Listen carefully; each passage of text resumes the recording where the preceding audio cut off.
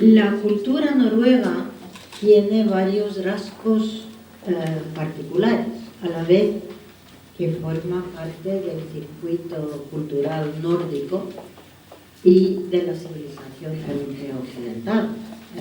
Ustedes seguramente saben que lo que nosotros llamamos los países nórdicos, que es Escandinavia, que es Dinamarca, Suecia y Noruega, y luego Finlandia e Islandia, y en conjunto los 5 países formamos los países nórdicos. Y tenemos mucho en común, muchos rasgos culturales, históricos, políticos, etc. Pero también somos cada uno tenemos nuestras características. Yo creo que los noruegos, en realidad, somos un país de campesinos, que yo creo que se podría decir que solo llevamos 100 años de urbanos. La cultura y el refinamiento había que buscarlos fuera, sobre todo en Dinamarca, país al que Noruega estuvo sometido durante más de 400 años. En Noruega existen varios cientos de dialectos, pero todos esos dialectos pertenecen a un marco nacional común. Es decir, no existen diferentes nacionalidades, como por ejemplo puede haber aquí en España o en otros países europeos. Excepto tenemos en Noruega, o existe en Noruega, una etnia, lo que se llaman samis, que es un pueblo nómada que viven en la parte por encima del círculo polar, ártico polar.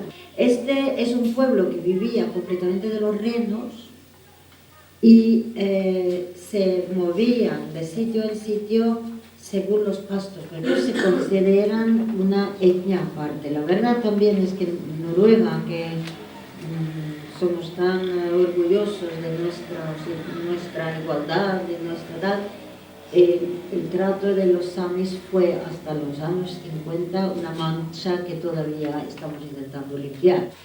Ahora tienen su propio parlamento, muchos están muy integrados en Noruega, evidentemente, pero también tienen un orgullo muy fuerte de su propia etnia. Otra cuestión que está surgiendo ahora, claro, es que con la nueva inmigración a Noruega que se está empezando a discutir y a hablar de una multiculturalidad noruega. Se está intentando contar con la llegada de nuevas culturas al país. Hay un grupo bastante numeroso de pakistaníes en Noruega que llegaron a finales de los años 60. Y se ve que ya algunos están empezando a entrar en el Parlamento, etcétera, etcétera. Y claro, hay que hacer una revisión de qué es la cultura de un país. ¿Es solo de los que han vivido ahí durante 1000 años? ¿O también hay que abrir las puertas a los que vienen de fuera? Ante todo, quizá conviene hacer un brevísimo resumen de lo que es Noruega. Y para empezar, recordar que es un país que solo tiene 103 años como Estado independiente. De hecho, el primer centenario de Noruega lo celebramos hace 3 años. También conviene recordar que la cultura escrita noruega tiene 1000 y muy pocos años. Hay pocos testimonios escritos noruegos antes del siglo X. Las runas, que son las primeras letras noruegas, el primer alfabeto nórdico, datan de alrededor de 500 años después de Jesucristo. Pero claro, no facilitaban mucho los escritos extensos, porque como había que grabarlo en piedra o en madera, los mensajes eran más bien cortos y concisos. Y yo creo que lo de las runas es bastante interesante pensar que cuando en Europa, en la Edad Media, escritos en la iglesia, imagínense, entonces todavía estábamos casi sin alfabeto en Noruega. Es decir, Noruega es un país muy joven en todos los sentidos, también culturalmente. Es decir, lo tarde que empezó o comenzó nuestra cultura escrita. Porque hasta el año 500, perdón, pues no hay vestigios, nada escrito. La famosa época vikinga acabó alrededor de 1050, dando lugar a la cristianización del país, al menos formalmente, porque claro, a pesar de ya introducirse que era entonces la Iglesia Católica, claro, en el año alrededor de 1030, pues siglos duraron también las creencias paganas, digamos, o las antiguas creencias de la mitología nórdica. En Noruega tenemos los trolls. ¿Ustedes tienen una idea cómo es un troll?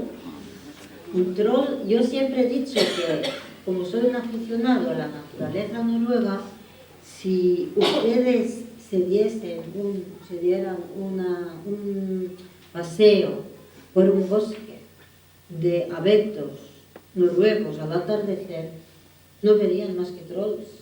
Es evidente que sus creencias en el troll, yo creo que han sido cuando la gente ha pasado con mucho miedo por un bosque de noche, ¿no? Ahora es un souvenir, pero el troll tiene una presencia hasta el siglo XVIII casi en Noruega, como un ser algo malo. De hecho, y volveré un poco a eso, nuestro Ibsen, el gran Ibsen, el dramaturgo noruego, Ibsen utilizó al personaje, a la figura del troll, para mostrar todos los lados malos del noruego. Hay otra cosa que a mí siempre me ha hecho mucha gracia, es la figura que ahora se llama Papá Noel, y que saben ustedes que el Papá Noel que tenemos hoy en día es el famoso Papá Noel que por lo visto apareció en un anuncio de Coca-Cola en Estados Unidos en los años 30. Papá Noel noruego es un señor que venía a las granjas en Navidad y se metía en el granero. Y en el granero había que meterle un plato grande de gachas, y eso había que dejárselo para que no molestara durante las Navidades. Y era un señor así que todavía los Papá Noeles noruegos visten así, es decir, con una especie de bombachos, con medias de lana. En realidad tiene muy poco que ver con el Papá Noel ese de la Coca-Cola, como le llamamos. Pero vamos, eso se ha convertido ya en un personaje bueno que viene con los regalos, ¿no? Yo creo que es un ejemplo típico de esa fusión de personajes precristianos con personajes, no sé si vamos a llamar a Papá Noel cristiano, pero vamos, la idea es esta, ¿no? Es evidente que la introducción de la religión, el cristianismo en Noruega, pues cambió muchísimo la situación. Quiero decir que la gran parte de la cultura escrita llegó con los sacerdotes y los monjes. Y solemos decir que había 3 circuitos culturales. A partir de ahí en Noruega, pues era el circuito eclesiástico, que eran los sacerdotes, los frailes, etcétera, que estaban escribiendo dentro de los conventos. Luego estaba el circuito cortesano, que poco cortesano debía ser aquello. Yo creo que los reyes así del siglo XI muy refinados no debían de ser, pero empezaban ya a recibir cierta influencia cultural desde Europa. Y luego estaba el circuito, que ha sido siempre quizá el más importante en Noruega, el circuito popular. El circuito popular era una cultura, llamémosla analfabeta, en el sentido de que la gente no sabía leer, pero había una gran tradición de cuentos populares. Estos eran cuentos que se contaban durante siglos por tradición oral. A la vez que también había canciones que todavía se cantan, canciones populares y baladas, etcétera, etcétera. En el siglo XII, o XIII más bien, también de ese siglo datan las sagas. Son largas historias, algunas de reyes, otras de caciques, otras de familias, y así están durante generaciones hasta que de pronto viene como una palabra divina que hace que se ponen de acuerdo, entonces se acaba, pero puede volver. En el siglo XIII llegó a Noruega una peste que llamaban en Noruega la muerte negra. Y esa peste arrasó el país, sobre todo, y acabó con toda la poca cultura que había, porque claro, sobre todo mató en los sitios donde la gente vivía muy poco. Pues, por ejemplo, como en los conventos, y sobre todo en los conventos. Y entonces llegó una época muy pobre, muy pobre, a Noruega, pobre en cultura, pobre en todo. Y en el siglo XV cayó bajo el dominio danés. Y Noruega estuvo bajo dominio danés durante 400 años, que ahora lo llamamos la noche de los 400 años. En todos estos 400 años, la poca población culta en Noruega tenía que ir a Dinamarca. Todos los noruegos llamados cultos sabían danés y se iban a Dinamarca a estudiar. Pero entonces en esa época pues estábamos muy pobres en cultura, excepto en esa cultura popular a la que me he referido antes, a los cuentos, las baladas. Entonces, de repente, en el siglo XIX, Noruega se volvió de moda, porque con el romanticismo que surgió en Alemania, de pronto el romanticismo presentó ideales. Lo bonito era la naturaleza pura y limpia. El campesino era el campesino era el que llevaba el secreto del país y que era el representante. Todo lo que antes había sido paleto, los noruegos eran los más paletos de toda Escandinavia, pues de pronto se volvieron, de última moda, porque encajaban por completo en las ideas del romanticismo. Esa época, casi toda, por lo menos toda la primera parte del siglo XIX, lo llamamos en Noruega el romanticismo nacional. Surgieron muchísimas manifestaciones nacionales. A la vez, empezaron por ejemplo, Grieg, yo creo que muchos de ustedes conocen al compositor Edvard Grieg. Grieg empezó a ir por los pueblos a recoger tonos, melodías del folclore del país. Y mucha de la música de Grieg, que ustedes seguramente conocen, está basada en música tradicional popular. También había dos señores que se llamaban Asbjørnsen y Moe, pero estos dos señores se fueron por los pueblos, por las poblaciones, por las granjas, a recoger o recopilar los cuentos populares. Se recopilaron en 2-3 tomos, que les digo que todavía yo no conozco apenas familia noruega que no tenga un ejemplar de los cuentos, ¿verdad? De los cuentos populares noruegos. En todo esto, Noruega, en el año 1814, con las guerras napoleónicas, etcétera, Dinamarca perdió a Noruega a Suecia. Pero como ya existía ese fervor nacionalista, se consiguió, es bastante curioso, se consiguió formar un parlamento constituyente en 1814 y confeccionaron una constitución que es la que todavía rige en Noruega. Tenían su parlamento, tenían su constitución, pero por ejemplo todo lo que era política exterior, etcétera, etcétera, eso era con Suecia. Alrededor, bueno, a partir de 1850 hacia finales del siglo hubo cada vez más movimientos de liberación.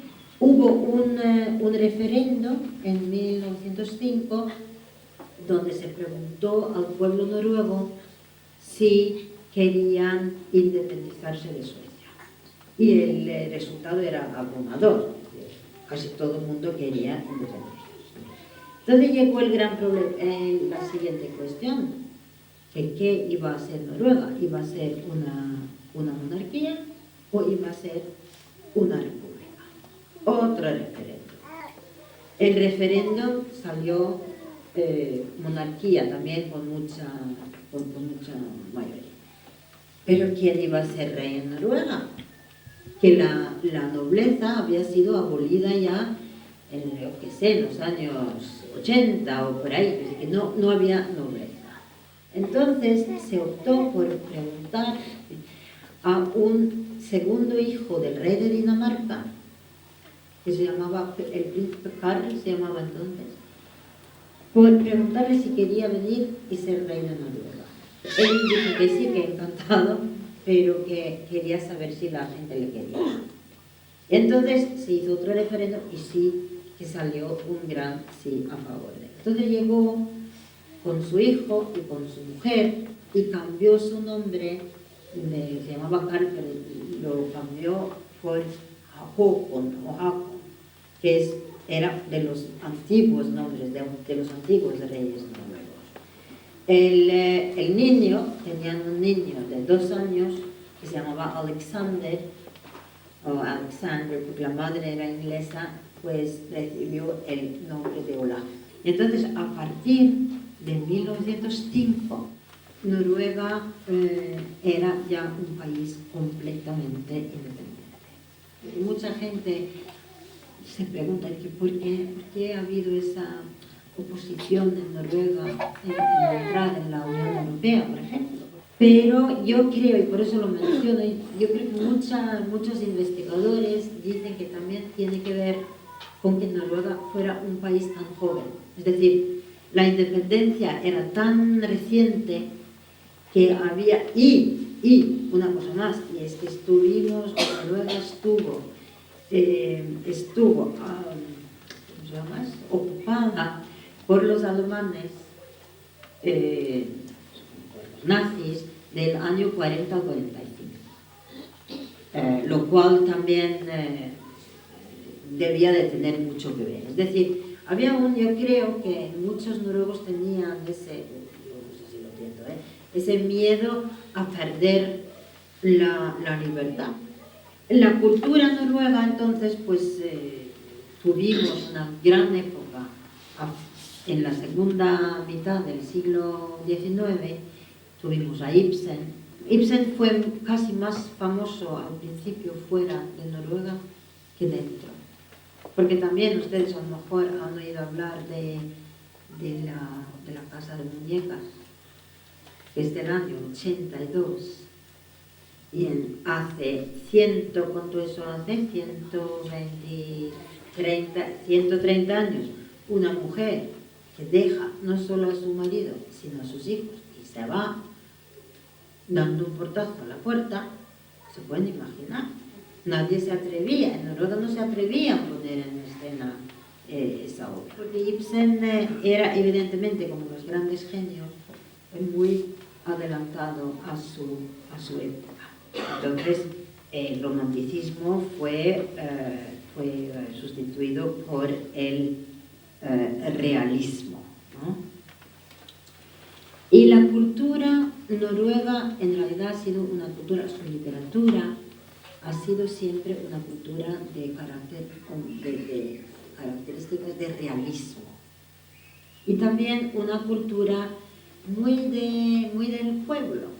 Es decir, no una cultura refinada, sino una cultura más bien, diría yo, popular. Noruega fue uno de los primeros países del mundo en el que se eliminó el analfabetismo. Ya en 1850 apenas hubo analfabetos en Noruega. Eso de preguntamos que cómo es que sabía leer todo el mundo. Muy pobres eran.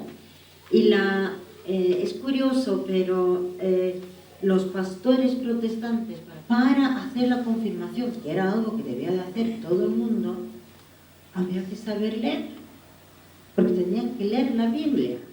Y entonces, incluso, aunque no hubiese en muchos colegios todavía, los jóvenes aprendían de los pastores en la iglesia. La Biblia servía como una especie de registro de una familia. Es decir, cada vez que nacía, cuando nació un hijo, se inscribía su nombre en la Biblia. Y también la escolarización empezó bastante pronto. Bueno, por lo menos se puede decir que los noruegos empezaron a leer muy pronto. Los noruegos, por lo menos era así, no sé si es así ya. Son los que más leen después de los islandeses. Porque ¿qué va a hacer un noruego a 20 grados bajo cero en invierno cuando se hace de noche a las 3 de la tarde? Yo quería decir que la literatura infantil noruega se ha tomado muy en serio. Sobre todo a partir del año 1950, que yo creo que por la edad que tienen ustedes y yo hemos vivido mucho conocido a Astrid Lindgren, ¿no? La de Pippi Langström, Pippi Calzalargas, etc. Claro, que ella fue sueca, pero inició una época o una nueva tendencia en la literatura infantil en la que el niño es un ser humano, es decir, no es un pequeño adulto que tiene que ser buenísimo para que sus padres estén muy contentos con él, etc. Yo recuerdo, no sé si ustedes, pero la Pippi era la reivindicación del niño de imaginarse exactamente lo que quisiera. Esa tendencia se siguió durante muchos años en Noruega, se tomó muy en serio al niño. Y en Noruega tuvimos un par de grandes escritores, Anne-Kat. Vestre, que ahora tiene 90 años, me parece, que empezó a escribir libros muy realistas para niños. Por ejemplo, yo recuerdo al final de los 50, ella escribió sobre un niño que tenía 7 años y iba a tener un hermano que estaba en la tripa de su madre. Eso fue un escándalo tremendo en Noruega, porque nadie había dicho hasta entonces que los niños estaban en la tripa de su mamá. Los niños venían con la cigüeña y todo esto. Y por eso inició una época sobre todo de esa escritora, de libros infantiles en las cuales lo importante era contar la realidad de los niños. Ahora se ha dejado un poco ese realismo puro y duro para los niños y también hay mucho lo que se llama fantasy. Todos ustedes saben que Noruega hoy en día es un país muy rico, pero es una riqueza en gran parte, como ustedes también saben, causada por los yacimientos y la explotación de petróleo y gas en el Mar del Norte. Los noruegos, y quizás eso tiene mucho que ver con el puritanismo y esto que no había que ostentar, la ostentación ha sido algo muy tremendo en Noruega, no había que ostentar, si tenías algo nuevo no había que mostrarlo demasiado porque eso no estaba bien visto. La gran cosa del petróleo empezó a finales de los 60 en los 80 ya empezó a haber lo que llamaban nuevos ricos. En Noruega no había más ricos antiguamente que los armadores. Los únicos ricos en Noruega eran los armadores, los que tenían barcos. Pero a partir de los años 80 empezó lo de la bolsa, los especuladores, y entonces surgió una nueva clase de gente acomodada. Ya uno podía llevar un coche elegante sin que se llamara ostentación. Los noruegos han estado muy orgullosos de lo que llamamos su principio de igualdad. Es decir, se ha intentado, yo creo que es un país, yo no voy a decir que no hay diferencias, porque claro que hay diferencias de clase social, pero las diferencias han sido mucho menos que en la gran parte de los países europeos. Bueno, una pregunta acerca del noruego. O sea, estuvo tu país, estuvo unido a Dinamarca, a Suecia y fue ocupado por Alemania.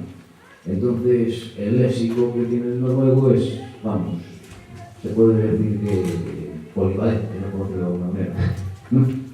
Bueno, desde luego, el alemán poco quisieron coger del alemán, como te puedes imaginar. Hay muchas palabras comunes entre el noruego y el alemán, pero como puede haber entre el italiano y el español, menos parecido aún. Y no, un noruego no puede hablar con un alemán. Puede hablar con un danés, con un sueco, pero no con un alemán. Después de la guerra y la ocupación de los nazis, no gustaba mucho hablar el alemán. Así que el alemán poco tiene que ver, quiero decir, poca influencia. Pero el danés sí, lo que pasa es que ahora el danés y el noruego va evolucionando por su lado, un poco hacia, sí, y el danés por otro, así que yo creo que el danés y el noruego son más diferentes hoy en día de lo que fueron hace 20 años solo. ¿Qué influencia tiene actualmente en Noruega la católica y la protestante? Sí, la Iglesia católica en Noruega es tan pequeña como la Iglesia protestante en España. Pero dicho eso, bueno, y en Noruega la iglesia es una iglesia estatal, que puede parecer muy anticuado, ¿no? Bueno, lo habrán visto algunos en una noticia que ha salido hoy en El País, por ejemplo. La iglesia como tal, mucha influencia no tiene ya. Es decir, pero yo creo que el puritanismo, el protestantismo, tiene todavía mucho que ver con el carácter de los noruegos. Pero, digamos, una influencia directa, yo creo que va teniendo cada vez menos. Kirsti, hablaste de Ibsen, pero poco de Hamsun. ¿Nos dices algo? Knut Hamsun fue premio Nobel en 1920 por una novela que se llamaba La bendición de la tierra. Y Knut Hamsun fue muy leído en España. Creo que existen unas 200 traducciones de Knut Hamsun o de ediciones de sus libros. Lo que pasa que desgraciadamente se pronunció bastante a favor de los nazis durante la ocupación de Noruega y cayó de ser el rey de Noruega, gran escritor nuestro que murió en el 52, completamente despojado de todos sus honores, digamos, pero que sigue siendo uno de los escritores más queridos en Noruega, más leídos.